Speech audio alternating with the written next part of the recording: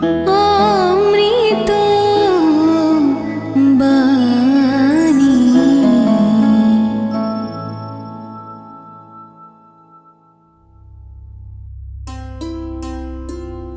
শ্রীরামকৃষ্ণ কথামৃতের অষ্টম খণ্ডের প্রথম পরিচ্ছেদ। ঠাকুর শ্রীরামকৃষ্ণের সিঁদুরিয়াপটি ব্রাহ্ম সমাজে আগমন ও শ্রীযুক্ত বিজয়কৃষ্ণ গোস্বামী প্রভৃতির সহিত কথোপকথন সমাধি মন্দিরে। কার্তিক মাসের কৃষ্ণা একাদশী 26শে নভেম্বর 1883 খ্রিস্টাব্দ।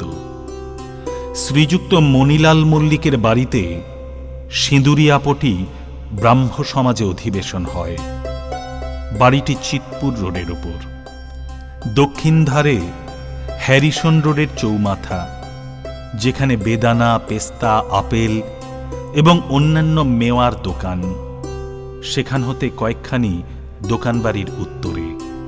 সমাজের অধিবেশন রাজপথের পার্শ্ববর্তী দোতলার হল ঘরে হয়। আজ সমাজের সাংবাৎসরিক, তাই মণিলাল মহোৎসব করছেন। উপাসনা গৃহ আজ আনন্দপূর্ণ। বাইরে ও ভিতরে হরিৎ বৃক্ষ পল্লবে নানা পুষ্প ও পুষ্পমালায় সুশোভিত। গৃহমধ্যে ভক্তগণ আসন গ্রহণ করে প্রতীক্ষা করছেন কখন উপাসনা হবে। গৃহমধ্যে সকলের স্থান হয় নাই। অনেকেই পশ্চিম দিকের ছাদে বিচরণ করছেন বা যথাস্থানে স্থাপিত সুন্দর বিচিত্র কাষ্ঠাসনে উপবিষ্ট হয়েছেন। মাঝে মাঝে গৃহস্বামী ও তাঁর আত্মীয়গণ এসে মিষ্ট সম্ভাষণে অভ্যাগত ভক্তবৃন্দকে আপ্যায়িত করছেন। সন্ধ্যার পূর্ব হতেই ব্রাহ্ম ভক্তগণ আসতে আরম্ভ করেছেন। তারা আজ একটি বিশেষ উৎসাহে উৎসাহান্বিত। আজ শ্রীরামকৃষ্ণ পরমহংসদেবের শুভাগমন হবে। ব্রাহ্ম সমাজের নেতৃগণ কেশব, বিজয়, শিবনাথ প্রভৃতি ভক্তগণকে পরমহংসদেব বড় ভালোবাসেন। তাই তিনি ব্রাহ্ম ভক্তদের এত প্রিয়। তিনি হরিপ্রেমে মাতোয়ারা।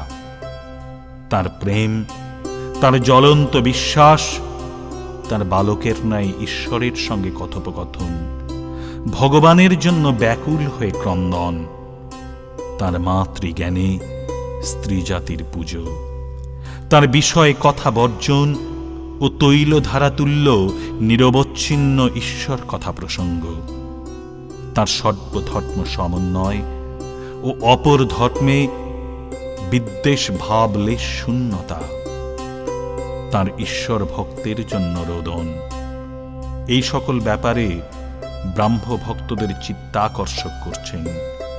তাই আজ অনেকে বহু দূর হতে তার দর্শন লাভার্থে এসেছেন। উপাসনার পূর্বে শ্রীরামকৃষ্ণ, শ্রীযুক্ত বিজয়কৃষ্ণ গোস্বামী ও অন্যান্য ব্রাহ্ম ভক্তদের সঙ্গে সহাস্যবদনে আলাপ করছেন। সমাজগৃহে আলো জ্বালা হল। অনতি বিলম্বে উপাসনা আরম্ভ হবে। পরমহংসদেব বলছেন, হ্যাগা, শিবনাথ আসবে না? একজন ব্রাহ্ম ভক্ত বলছেন, না, আজ তার অনেক কাজ আছে, আসতে পারবেন না। পরমহংসদেব বললেন, শিবনাথকে দেখলে আমার বড় আনন্দ হয় গো, যেন ভক্তিরসে ডুবে আছে। আর যারা অনেকে গণে মানে, তাতে নিশ্চয়ই ঈশ্বরের কিছু শক্তি আছে। তবে শিবনাথের একটি ভারী দোষ আছে, কথা ঠিক নাই। আমাকে বলেছিল যে একবার ওখানে, অর্থাৎ ওই দক্ষিণেশ্বরের কালীবাড়িতে যাবে, কিন্তু যায় নাই, আর কোনো খবরও পাঠায় নাই। ওটা ভালো নয়। এইরকম আছে যে সত্য কথাই কলির তপস্যা। সত্যকে আঁট করে ধরে থাকলে ভগবান লাভ হয়। সত্যে আঁট না থাকলে ক্রমে ক্রমে সব নষ্ট হয়। আমি এই ভেবে যদিও কখনো বলে ফেলি যে বাহ্যে যাব, যদি বাহ্যে নাও পায় তবু একবার গাড়ুটা সঙ্গে করে ঝাউতলার দিকে যাই। ভয় এই পাছে সত্যের আঁট যায়। আমার এই অবস্থার পর মাকে ফুল হাতে করে বলেছিলাম, মা, এই নাও তোমার জ্ঞান, এই নাও তোমার অজ্ঞান, আমার শুদ্ধা ভক্তি দাও মা। এই নাও তোমার সূচি, এই নাও তোমার অসুচি, আমার শুদ্ধা ভক্তি দাও মা। এই নাও তোমার ভালো, এই নাও তোমার মন্দ, আমায় শুদ্ধা ভক্তি দাও মা। এই নাও তোমার পুণ্য, এই নাও তোমার পাপ, আমায় শুদ্ধা ভক্তি দাও। যখন এই সব বলেছিলাম তখন এই কথা বলতে পারি নাই, মা, এই নাও তোমার সত্য, এই নাও তোমার অসত্য। সব মাকে দিতে পারলুম, সত্য মাকে দিতে পারলুম না। ব্রাহ্ম সমাজের পদ্ধতি অনুসারে উপাসনা আরম্ভ হল। বেদির ওপর আচার্য, সম্মুখে সেজ। উদ্বোধনের পর আচার্য পরব্রহ্মের উদ্দেশ্যে বেদান্ত মহামন্ত্রে উচ্চারণ করতে লাগলেন। ব্রাহ্ম ভক্তগণ সমস্বরে সেই পুরাতন আর্য ঋষির শ্রীমুখ নিঃসৃত তাদের সেই পবিত্র রসনার দ্বারা উচ্চারিত নাম গান করতে লাগলেন। বলতে লাগলেন, সত্যম জ্ঞানমনন্তম ব্রহ্ম আনন্দ রূপ অমৃতম যদ বিভাতি শান্তম শিবম দৈতম শুদ্ধম পাপ বিধ্যম। প্রণব সংযুক্ত এই ধ্বনি ভক্তদের হৃদয়াকাশ প্রতিধ্বনিত হল। অনেকের অন্তরে বাসনা নির্বাপিত প্রায় হল। চিত্ত অনেকটা স্থির ও ধ্যান প্রবণ হতে লাগল। সকলেরই চক্ষু মুদ্রিত। ক্ষণকালের জন্য বেদোক্ত সগুণ ব্রহ্মের চিন্তা করতে লাগলেন। পরমহংসদেব ভাবে নিমগ্ন, স্পন্দহীন, স্থির দৃষ্টি, অবাক চিত্রপুত্তলিকার ন্যায় বসে আছেন। আত্মাপক্ষী কোথায় আনন্দে বিচরণ করছেন, আর দেহটি মাত্র শূন্য মন্দিরে পড়ে রয়েছে। সমাধির অব্যবহিত পরেই চোখ মেলে চারিদিকে তাকাচ্ছেন। দেখলেন সবার সকলেই নিমীলিত নেত্র। তখন ব্রহ্ম ব্রহ্ম বলে হঠাৎ দাঁড়িয়ে উঠলেন। উপাসনান্তে ব্রাহ্ম ভক্তেরা খোল করতাল নিয়ে সংকীর্তন করছেন। শ্রীরামকৃষ্ণ প্রেমানন্দে মত্ত হয়ে তাদের সঙ্গে যোগ দিলেন আর নৃত্য করতে লাগলেন। সকলে মুগ্ধ হয়ে সেই মধুর নৃত্য দেখছেন।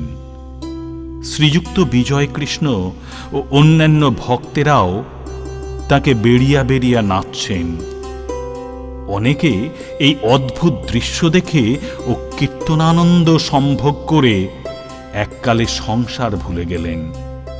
ক্ষণকালের জন্য হরিরস মদিরা পান করে বিষয়ানন্দ ভুলে গেলেন।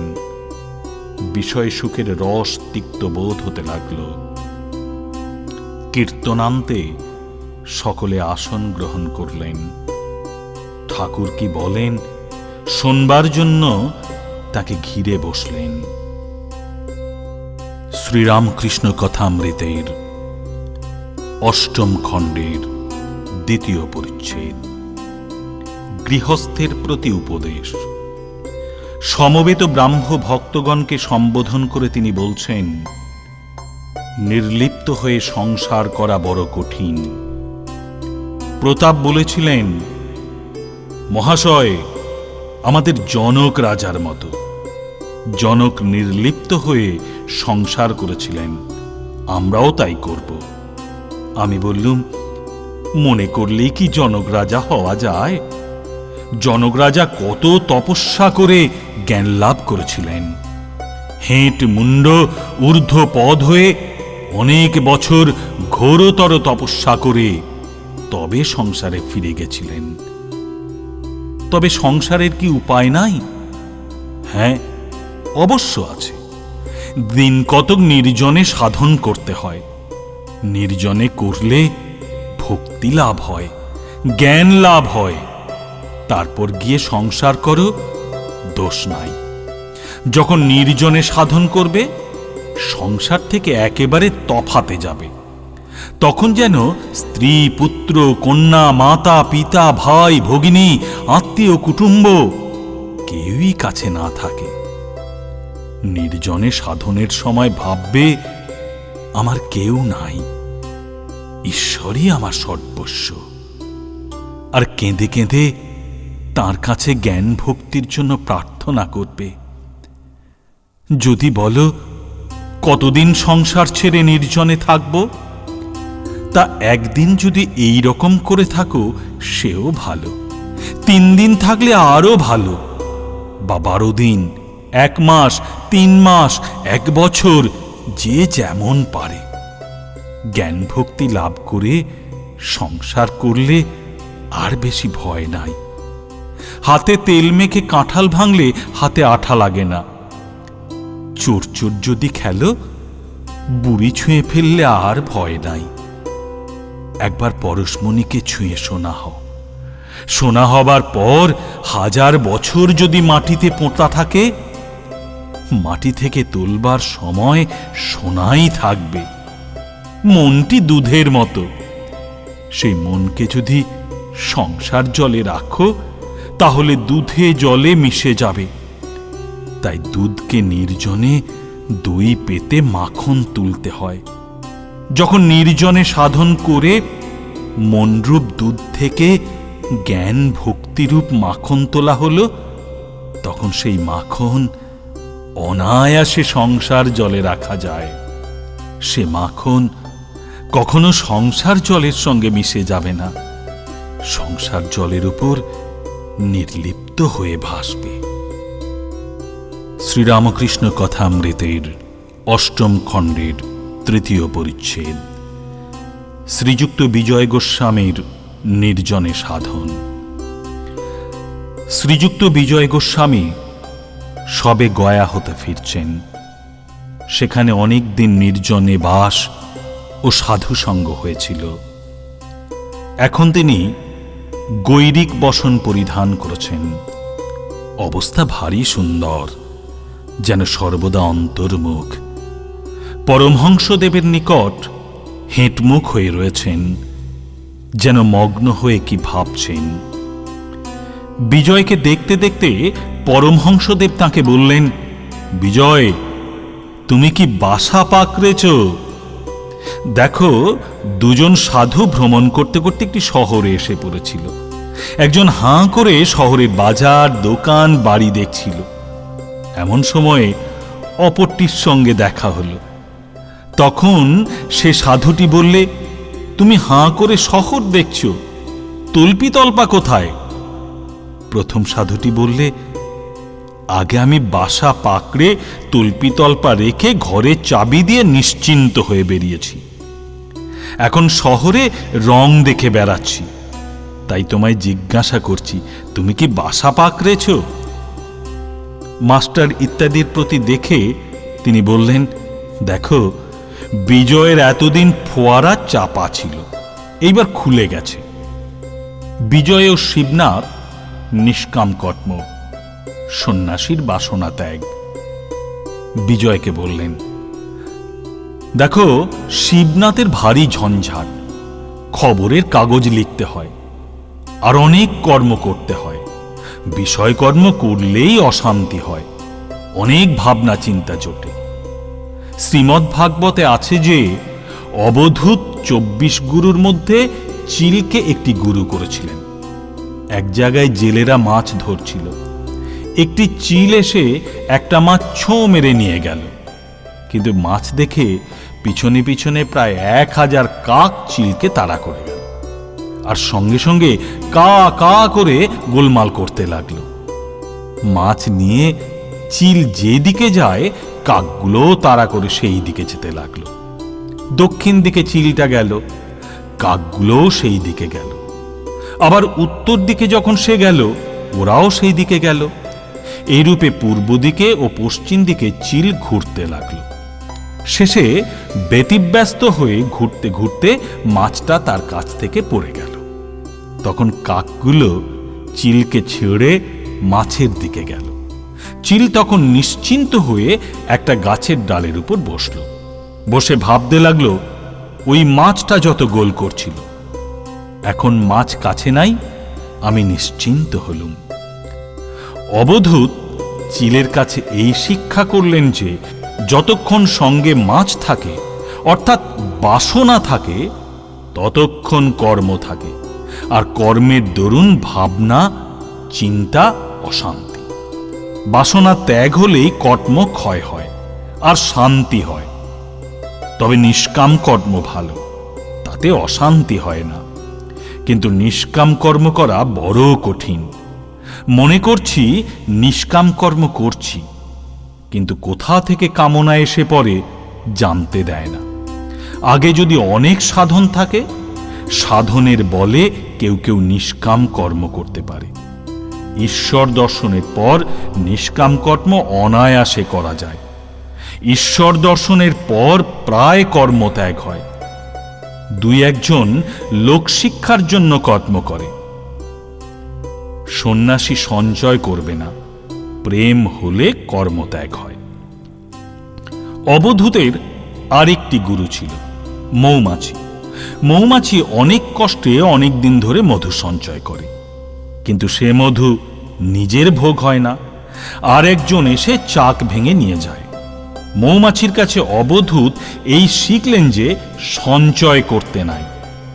সাধুরা ঈশ্বরের ওপর 16 আনা নির্ভর করবেই, তাদের সঞ্চয় করতে নাই। এটি সংসারীর পক্ষে নয়। সংসারীর পক্ষে সংসার প্রতিপালন করতে হয়, তাই সঞ্চয়ের দরকার। পঞ্চি আর দরবেশ সঞ্চয় করে না, কিন্তু পাখির ছানা হলে সঞ্চয় করে।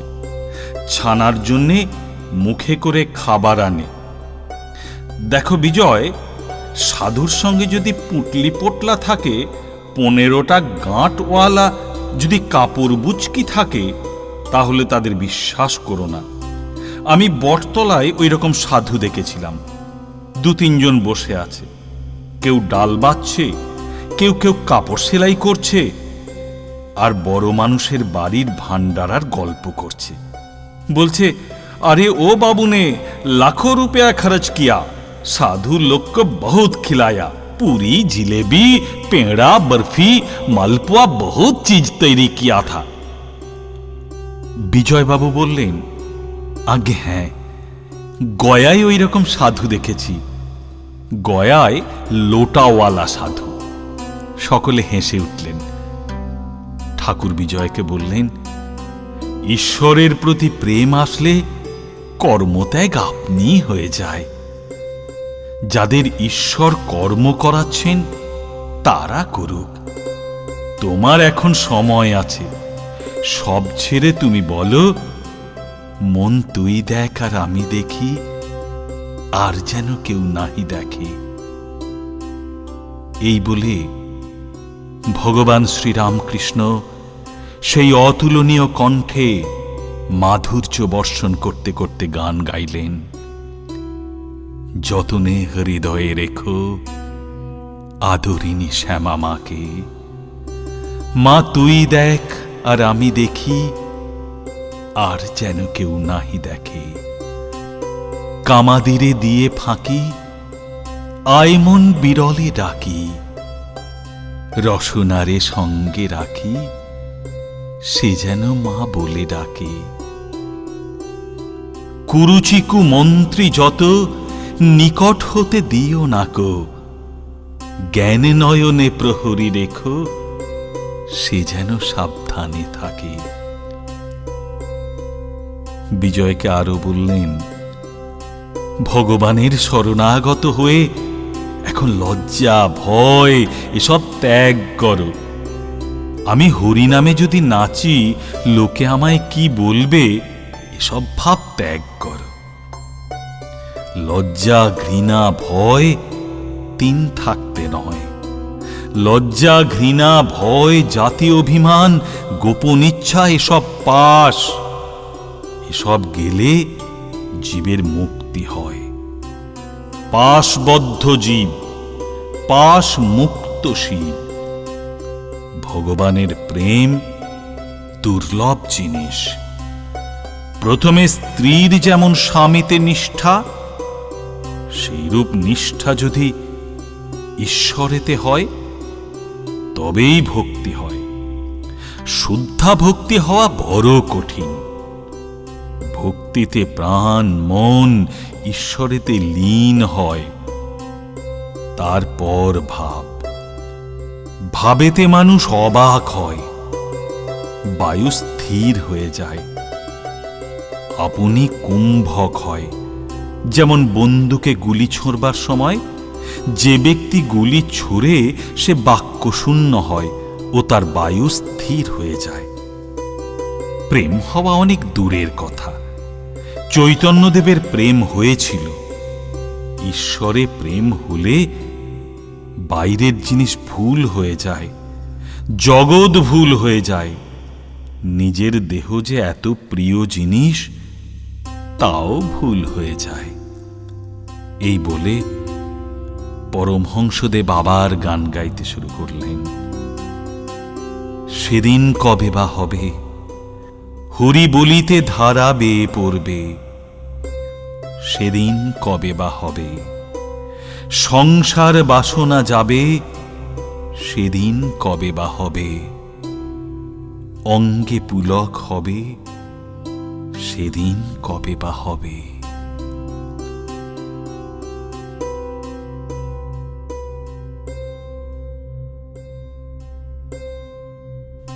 শ্রীরামকৃষ্ণ কথামৃতের অষ্টম খণ্ডের চতুর্থ পরিচ্ছেদ। ভাবকুম্ভক মহাবায়ু ভগবান দর্শন। এরূপ কথাবার্তা চলছে। এমন সময় নিমন্ত্রিত আর কয়েকটি ব্রাহ্ম ভক্ত এসে উপস্থিত হলেন। তার মধ্যে কয়েকটি পণ্ডিত ও উচ্চপদস্থ রাজকর্মচারী। তাদের মধ্যে একজন শ্রী রজনীনাথ রায়। ঠাকুর বলছেন, ভাব হলে বায়ু স্থির হয়। আর বলছেন, অর্জুন যখন লক্ষ্য বিঁধেছিল কেবল মাছের চোখের দিকে দৃষ্টি ছিল, আর কোনো দিকে দৃষ্টি ছিল না। এমনকি চোখ ছাড়া আর কোনো অঙ্গ দেখতে পায় নাই। এরূপ অবস্থায় বায়ু স্থির হয়, কুম্ভক হয়। শুধু পাণ্ডিত্য মিথ্যা, ঐশ্বর্য, বিভব, পদ সব মিথ্যা। ঈশ্বর দর্শনের একটি লক্ষণ, ভিতর থেকে মহাবায়ু গড়গড় করে উঠে মাথার দিকে যায়। তখন যদি সমাধি হয়, ভগবানের দর্শন হয়। অভ্যাগত ব্রাহ্ম ভক্ত দৃষ্টে যারা শুধু পণ্ডিত কিন্তু যাদের ভগবানে ভক্তি নাই, তাদের কথা গোলমেলে। সামাধ্যায়ী বলে এক পণ্ডিত বলেছিল, ঈশ্বর নিরস, তোমরা নিজের প্রেম ভক্তি দিয়ে সরস করো।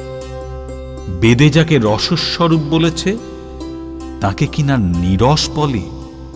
আর এতে বোধ হচ্ছে সে ব্যক্তি ঈশ্বর কি বস্তু কখনো জানে নাই। তাই এরূপ গোলমেলে কথা। একজন বলেছিল, আমার মামার বাড়িতে এক গোয়াল ঘোড়া আছে।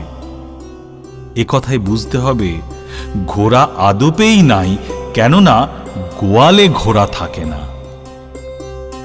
সকলে তা শুনে হেসে উঠলেন। অহংকারের মহৌষধ তারে বাড়া আছে। কেউ ঐশ্বর্যের, বিভব, মান, পদ এইসবের অহংকার করে।